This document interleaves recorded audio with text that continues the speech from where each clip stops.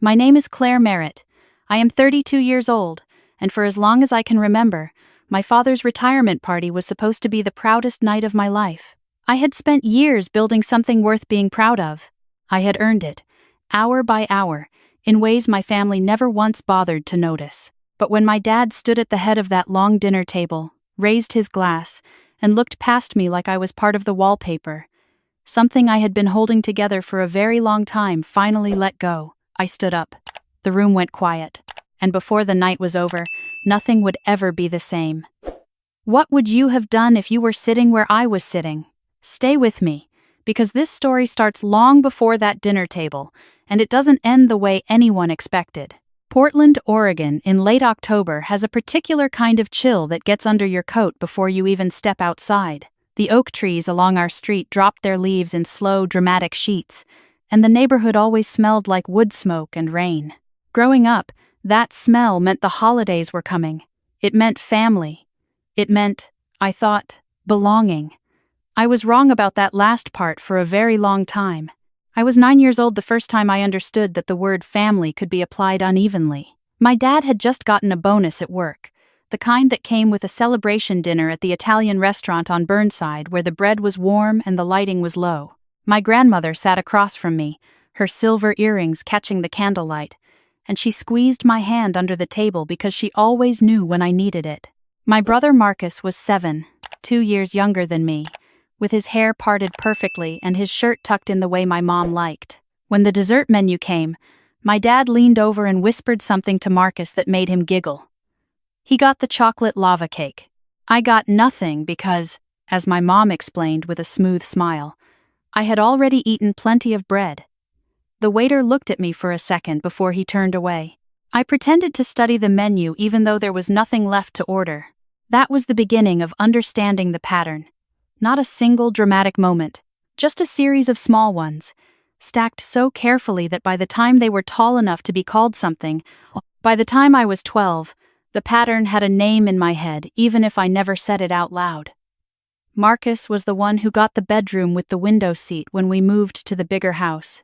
Marcus was the one my dad coached in Little League even though I had begged for 2 summers to play softball. Marcus was the one my mom dressed up and photographed every first day of school while I walked out the door with my backpack adjusted wrong and no one noticed. When I won the regional science fair at 14 with a project on water filtration, my dad nodded and said that was real nice before turning back to the baseball highlights. When Marcus scored 2 goals in a neighborhood game that same weekend, my dad called his brother in Michigan to tell him. My grandmother found me in the kitchen that evening, sitting on the counter with a bowl of cereal I didn't want. She was the kind of woman who wore the same pearl earrings every day and smelled like lavender lotion and didn't ask unnecessary questions. She just sat down at the kitchen table and folded her hands and looked at me until I looked back. "You see everything," she said quietly. "Don't let that make you hard. Let it make you sharp." I didn't know exactly what she meant then, but I kept the words. High school came and went in the particular way it does when you have decided to use survival as motivation. I studied harder than I needed to. I stayed late in the library not because I loved the library but because I had made a private promise to myself that I would build a life so solid that no one's opinion of me could shake it. I wanted to be someone whose competence could not be dismissed, even by the people who most wanted to dismiss it. I decided on nursing. My dad thought it was modest. He said Marcus might study business and maybe one day they could work together. I said that was great and meant it genuinely. I was not competing with my brother. I just wanted to matter somewhere, to someone, for real reasons. I graduated from Oregon Health and Science University at 24. My grandmother sat in the 3rd row with a small bouquet of sunflowers she had wrapped herself. My parents came. My dad with his phone out for Marcus's basketball updates. My mom in heels that made her wince every few steps. They hugged me after. My mom said I looked tired in my cap and gown. My dad said nursing was a good, stable choice, the word stable landing with the particular weight that meant he meant small. Marcus texted me a thumbs up from his dorm. I went to work at Providence Street, Vincent Medical Center, and fell into it the way people fall into things they were built for. The hours were brutal, and the nights were longer, and I loved almost every minute. There is a particular kind of clarity that comes from being necessary, from being the person in the room who knows what to do when everything is going wrong. I was good at my job. I was promoted to charge nurse at 28. I had colleagues who trusted me, and patients who remembered my name, and a department head named Sandra who called me the most reliable person on her floor, and I held on to that word because it was the opposite of what my family had always implied. During those same years, Marcus had taken a different path. He dropped out of business school after 18 months, moved back home, and began building what he called a brand. He created a lifestyle channel online. He posted videos about fitness and morning routines and productivity hacks filmed in the spare bedroom of my parents' house with a ring light my mom bought him. By the time I was celebrating 5 years at Providence, Marcus had 200,000 followers and a partnership with a supplement company. My parents spoke about it the way they spoke about a miracle. My dad forwarded me every article. My mom set up a Google alert for Marcus's name. When I mentioned that I had led the charge on a new triage protocol that was being adopted floor-wide, my dad said that was wonderful, and then asked if I had seen Marcus's latest video because it had crossed 50,000 views in a single day. I stopped calling home as often. The conversations had started to feel like standing outside a window watching a party you hadn't been invited to. Things shifted in a way I didn't see coming in the spring of my 30th year. I had been recommended for a clinical leadership development program, competitive and prestigious, the kind of thing that could move a career from good to significant. Sandra pulled me into her office on a Wednesday morning and told me she had submitted my name and she was proud of the work I had done. I walked out of that office feeling the particular warmth of being genuinely seen. 2 weeks later, the program coordinator called to let me know that a concern had been raised about my professionalism during the review process. The word professionalism landed like a cold stone in my chest. I asked what the concern was. She said it was anonymous and vague but involved a pattern of interpersonal friction with colleagues. I had never had a single written complaint in 6 years. Sandra was as confused as I was. The nomination moved forward, but I didn't get the placement. A colleague with 3 fewer years of experience did. I pushed it aside. I told myself, these things happened. I told myself I would try again. Then my friend Deb, a nurse at a different hospital across town, texted me something strange one afternoon in October. She had run into a guy at a fundraising event who worked in hospital administration in the area, and he had mentioned my name in a way that surprised her. He had heard I was difficult to work with, territorial. Someone had told him I had created a hostile environment for junior staff. I sat in my car in the Providence parking garage for 20 minutes, staring at my phone. I had been charge nurse for 4 years. I had mentored 7 new nurses. I had exactly 0 complaints in my HR file. Someone was talking about me in rooms I couldn't see, and what they were saying had nothing to do with who I was. I thought about Marcus. Then I told myself I was being paranoid. The relationship ended 3 months later. His name was Patrick, a high school history teacher, patient and funny and genuinely kind in the way that feels rare. We had been together for almost 2 years. He came to my apartment on a Sunday evening with his jaw tight and his eyes somewhere else, and he put his phone on my kitchen table and showed me a message thread. It appeared to have come from my number. The messages suggested I had been dishonest with him about where I had been on a night in August. The details were specific enough to sound real and false enough that I felt sick reading them. I told him I had never written those messages. I told him I would prove it. He shook his head in a way that meant he had already decided, and when he left, he closed the door very softly, which was somehow worse than slamming it. I called my mom the next day. She said she was sorry about Patrick, but also that sometimes these things were for the best, and maybe I should think about whether I had been making enough time for him given my hours at work. She did not ask me what the messages said. She did not ask me whether I thought something was wrong. Marcus showed up at my apartment 2 days later with coffee and a sympathy smile that sat too perfectly on his face. He said he heard about Patrick and he was sorry and that I deserved someone who really saw me. He reached across and patted my hand and his eyes held something I couldn't name right away. It was there and then it was gone. But it stayed with me. I drove to Salem the following weekend to see my friend Jess. We had been close since nursing school, the kind of close that requires no performance. And if there was anyone who could help me see clearly through what was happening in my life, it was her. We sat in her living room with tea going cold between us, and I told her everything. The nomination that went sideways, the whispers about professionalism that had no source. Deb's message from the fundraiser, Patrick. All of it laid out in order. Jess listened the way she always did, without interrupting, with her eyes getting steadily narrower. When I stopped talking, she leaned forward with her elbows on her knees. "This is not a coincidence," she said. I told her I had been telling myself the same thing, but it felt paranoid. She shook her head.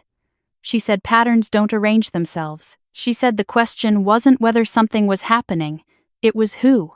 I said the name out loud for the first time. Marcus. She didn't flinch. She said, "Let's look." We spent the next several hours on her laptop.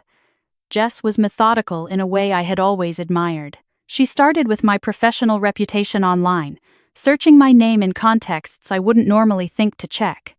What she found was small but wrong. A nursing forum I had never visited had a thread where someone using a throwaway account had posted a vague but damaging description of a charge nurse at a Portland hospital who was known for intimidating younger staff. The description was general enough to be deniable, but specific enough to be identifiable. The account had been created 6 weeks before my leadership nomination. She kept digging. The account followed 11 people on its connected social media profile. One of them was Marcus. My hands were cold around my mug. I told her it could be nothing. She nodded and said, "Let's see more." The shared savings account was what broke it open. Years ago, before I had moved out, my parents had set up a small emergency account that technically listed all 3 of us. An old arrangement from when Marcus and I were teenagers that had never been formally closed. I had a few $1,000s in it from years of almost never touching it. Jess helped me request the statements. When we looked at them, there were withdrawals over 18 months totaling just over $8,000, every single one traced back to a debit card in Marcus's name.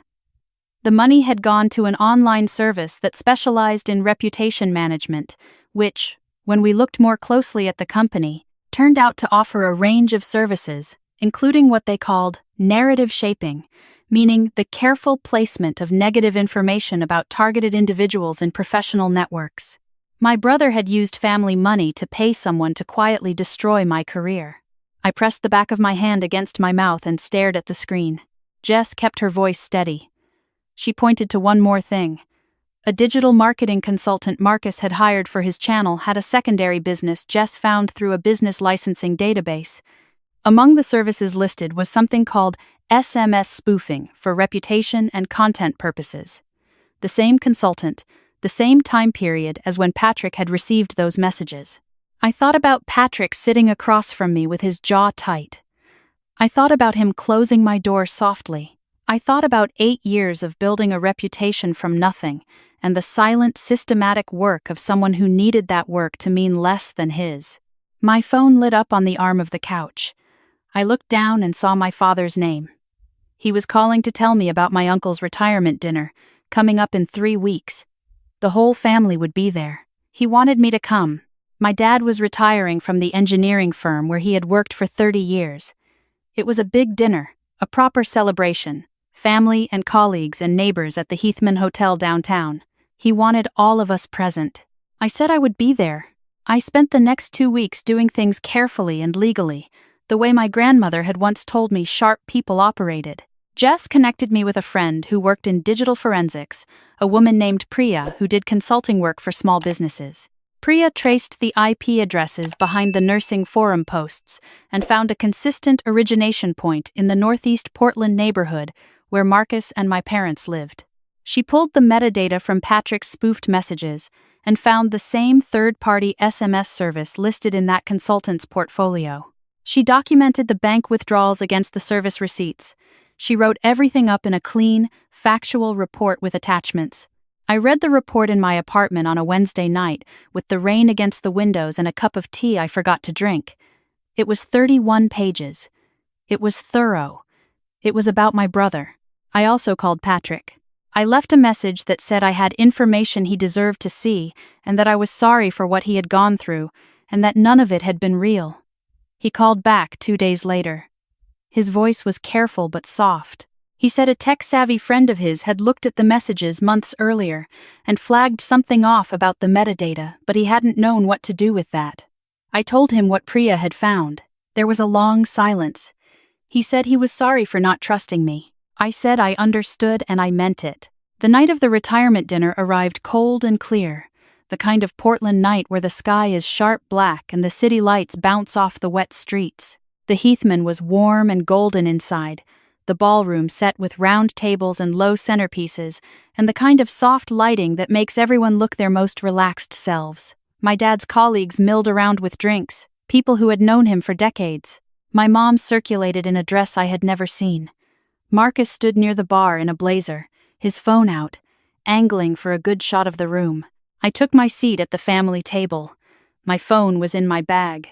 The report was on my phone. I had sent pre-drafted messages to 7 people in the room: my father's oldest colleague, Gary, my Aunt Patricia, 2 of my cousins who were old enough to understand, my grandmother who was seated 3 chairs down from me, and who had squeezed my hand when I came in and looked at me for a long moment, with those particular eyes that told me she already sensed something was in motion. I had told her earlier that week. She had sat very still in her kitchen and listened to everything, and then she said, "I always knew it would come to a point. I'm glad you're ready." The room settled. My dad stood. He was 62 and looked it in the best way. A little heavier than his 30s, gray at the temples, comfortable in a way that came from a life mostly well lived. He picked up his glass. My mom stood beside him and took his arm. He talked about the firm. He talked about 30 years and the colleagues who had become friends and the work he was proud of. Then he talked about family.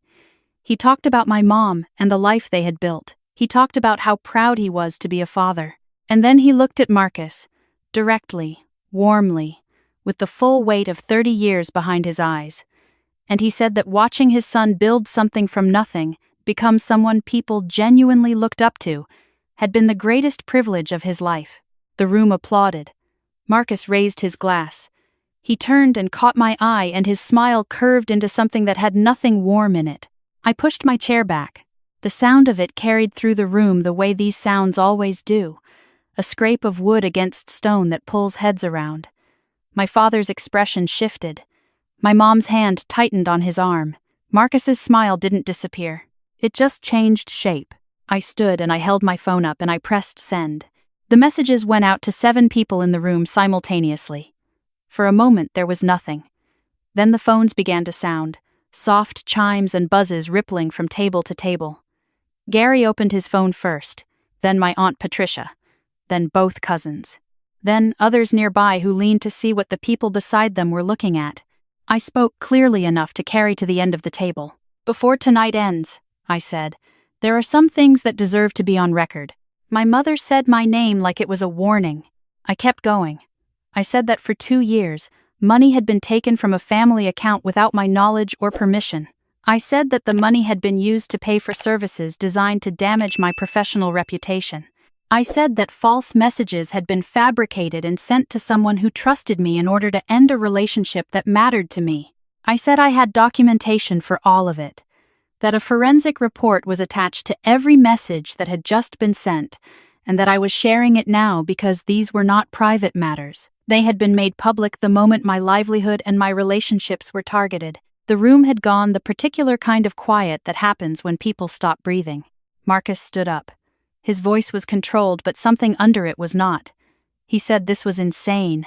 He said I had always been jealous of him, that I had never been able to stand watching him succeed, that everything I was saying was fabricated by someone with a grudge. Gary, my dad's colleague of 20 years, looked up from his phone with his brow furrowed. He said quietly that the documents looked thorough. He said it looked like real forensic work. My Aunt Patricia had her hand over her mouth. Marcus turned to my dad. His voice cracked just slightly. He said, "Dad, you know how she is. Tell them." My dad sat down slowly. He picked up the phone someone had passed to him, my cousins, with the report open on the screen, and he stared at it for a long time. His jaw moved without sound. My mother pushed back from the table and stood between us. She said this was not the place and not the night, and that whatever grievances I had could be handled privately like adults. She said I had humiliated this family. I looked at her steadily. I said I had not humiliated anyone. I said the humiliation had already been done quietly, over 2 years, in my career and in my personal life, and the only difference now was that the people in this room could see it too. My grandmother's voice came from 3 seats down. It was not loud, but it was the voice of someone who had been waiting patiently for a very long time. She said she had known Claire her entire life. She said Claire had never once in 32 years told a lie that wasn't in someone else's interest. She said that whatever was in those documents, she believed them. The room shifted in the way rooms do when the center of gravity changes. Marcus tried once more. He said the money was a loan, that he had meant to put it back. He said the reputation firm had been a mistake, an impulse he regretted, that he had never thought it would actually hurt anything. His voice was doing the thing it had always done when he needed sympathy, going soft at the edges, pulling at the ear. But the people around the table had the documents on their phones and they were reading. My dad set down the glass he had been gripping. He looked at Marcus for a long time. Then he looked at me, and his face had the expression of a man who has just seen clearly something he had been choosing not to look at. He said my name, just my name. And then he said, "I'm sorry. I have not been fair to you. I don't know if I can fix that tonight, but I am sorry." My mom made a sound like she was going to say something and then didn't. Marcus sat down. He was still. The practiced ease he always wore had slipped off, and what was underneath was younger and smaller than I had expected. I did not feel triumphant. I felt the way you feel after a very long walk when you finally sit down, tired and right and done. The dinner did not recover. Guests made their quiet excuses in clusters of 2 and 3. Gary stayed and spoke to my dad for a while at the bar in a low voice. My Aunt Patricia came and hugged me for a long time without saying anything, which was exactly right.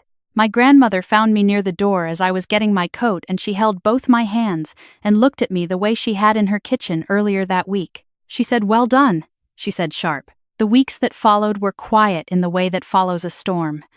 Marcus's business took damage it couldn't absorb. 2 of his brand partnerships issued statements about values and transparency within 10 days and severed ties. His follower count, which had climbed steadily for 3 years, reversed course. I didn't track it with any pleasure. I just noticed. My parents reached out separately. My mom called once, her voice formal and careful, and said she hoped we could eventually have a conversation. I said yes, eventually, and I meant it, but I also meant that eventually was not now. My dad texted. He said he had been thinking about a lot of things. He said he would like to talk when I was ready. I told him I would be, in time. The money was returned. Marcus sent a bank transfer for the $8,000 without a note attached. I used it to pay for a weekend trip to the coast with Jess. Patrick and I had coffee in November, at a place near his school, on a rainy Tuesday morning. He was exactly as I remembered him, patient, careful, honest. We talked for 2 hours. We didn't make any decisions. We just talked the way 2 people can when the thing that broke them apart has been named and understood. I drove home along the river with the wipers going and felt something unclenching in my chest that had been tight for so long I had forgotten it wasn't always there. Sandra called me into her office in December. She said the leadership program had a new cohort opening in January and that she wanted to resubmit my name, and she wanted to know if I was interested. She said she was aware of some of what had happened, and she wanted me to know it had not changed her assessment of me in any direction except upward. I said yes. I turned 33 in February, and for my birthday, I did exactly what I wanted. I took a Tuesday off and drove to the coast with my grandmother, who brought a thermos of tea and wore her pearl earrings even in the wind. We sat on a bench above the water and watched the waves, and she told me things about her own life she had never told me before, the parts that had been hard, and the ways she had found to make them mean something. On the way home, she said that the people who build their lives on making others smaller always run out of room eventually. I thought about Marcus in that ballroom with his blazer and his practiced smile, and the money he had taken, and the months he had spent trying to ensure I would stay invisible. I thought about my dad's face when he finally looked at me and said my name like it meant something.